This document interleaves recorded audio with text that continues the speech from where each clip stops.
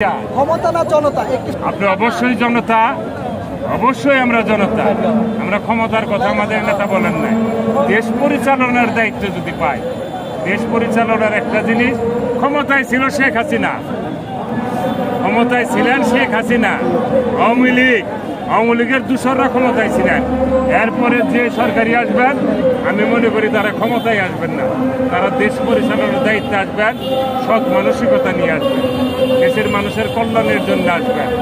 আমরা জানেন 31 দফার মধ্যে আমাদের নেতা ভারপ্রাপ্ত চেয়ারম্যান সাহেব 31 দফার মধ্যে আগামী দেশ আমরা যদি পরিচালনার দায়িত্বে পাই, কিভাবে পরিচালিত হবে, উনি তো এটা আরো 23 সালেই দিয়ে দিয়েছে।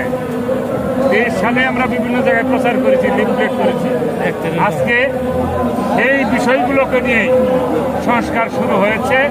একটি পক্ষ বলতেছে যে আমরা এই সংস্কারের ব্যাপারে অন্যরকম কথা বলছি। সংস্কারের ব্যাপারে তো 31 দফার মধ্যে পরিষ্কার লেখা আছে। আওয়ামী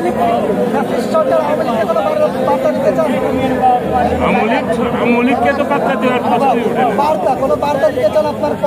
আওয়ামী লীগকে এইটুকু বার্তা দিতে চাই যে ফ্যাসিস্টদের বিদায় হয়েছে, পতন হয়েছে। এই উঁকি ঝুঁকি মেরে এই নেতা কর্মীদেরকে, বেশি সংখ্যক নেতা কর্মীদেরকে দেশে রেখে এই শেখ হাসিনা সহ যারা দেশ থেকে পলায়ন করেছে, তারা দেশে এসে সেই নির্দেশনা দিয়ে আন্দোলন সংগ্রাম করে। বিদেশ থেকে এই পালায় গিয়ে অনেক কিছুই বলা যায়। আমার নেতা তারেক রহমান বিদেশে পালায় যান নাই চিকিৎসার জন্য। আওয়ামী লীগ সরকারের বিচার কি হবে? 100 বার হবে। যারা অন্যায় করেছে, এই বিগত দিনে অন্যায় করেছে, অবশ্যই তাদের বিচার হবে। বিচার কাজ অব্যাহত থাকবে। তত্ত্বাবধায়ক সরকার, অন্তর্বর্তীকালীন সরকার এটাকে শুরু করবে, শুরু করে যাক। সেই যদি শেষ করতে চায়, তাহলে এই দেশের মানুষের যে প্রত্যাশা নির্বাচন, এটা আসলে ভণ্ডুল হবে। এখানেও ষড়যন্ত্র আছে।